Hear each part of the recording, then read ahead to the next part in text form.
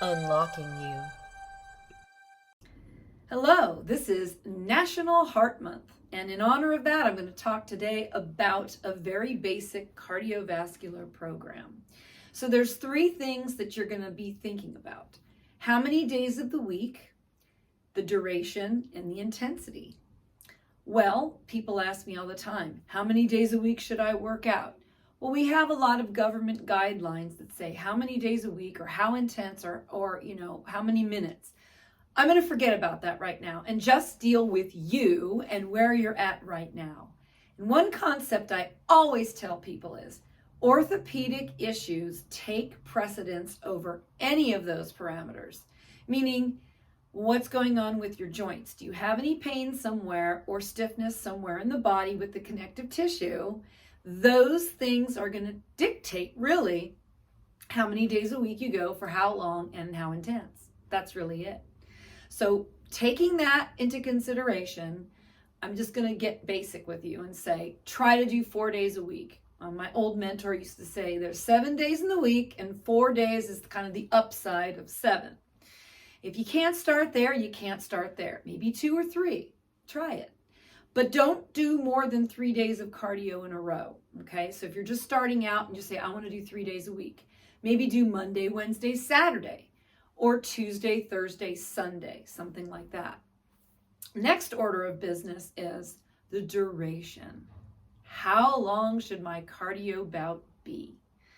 It's all going to depend on, again, the orthopedic issues, your joint health and your connective tissue health. That's all I can say at that point. Start with 10 minutes, start with 20 minutes, okay? If you are just getting back to exercise and you used to do 45, start with 20 or 25. But you don't want to change too much as you start week 1, week 2, week 3. In fact, don't worry about the intensity. For now, you want to think about the intensity being steady state cardio, meaning keeping your heart rate around the same beats per minute for those 20, 30 minutes. So if you're at 130 beats per minute, you'll stay between, say, 125 and 140, something like that for your 10, 20, 30, 45-minute program. Those are the basic parameters, okay? And that should take you from like weeks 1 through 8 or weeks 1 through 10 even.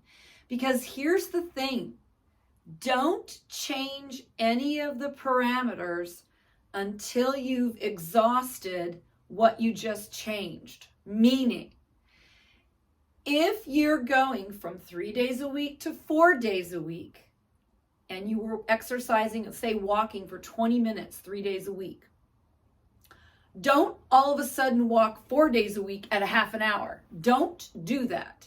When you add on that 4th day, try it for 2 weeks. Then you can go from your 20-minute walk to 25 minutes for a week or 2. Then you can do 30, okay? You see what I mean? And then as far as the intensity, you're going to keep it the same route. Maybe you have a very flat route walking in a circle. Maybe you have a route that's got flat and a tiny hill and then down. Don't change the route until you get used to the 4 days a week at a higher minute, say like 30 to 35 minutes. Then maybe that'll take you to week maybe 6 or 7. Then start to mess around with the terrain. Maybe you have a little hill, a couple little hills. Maybe you have one big hill and it's flat for a while and then you go down. Try to always investigate the results on your body with changing one of those parameters. That is my best advice for you so that you can start to note, oh, I added a day. This is how I feel. Okay, now I'm at 4 days. Oh, now I went from 25 minutes to 30 minutes.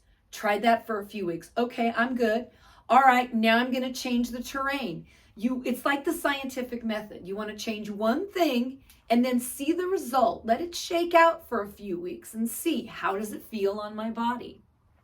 And remember, repetitive movement whether it's swimming, biking, running, walking, is all repetitive movement. And you've got to be in great form to keep joints healthy and soft connective tissue healthy, okay? And muscles and bones as well. That's why I always tell people, go to my website, michelebond.com, and click on the free webinar so you can understand about my program, which you can get in the kinesiogram, which is a full body analysis to make sure that the bones, muscle, and soft tissue are all communicating properly so that you're getting the result that you want from all the effort you're putting into your exercise program. Okay, well, that is tip number 1 for starting your cardiovascular health.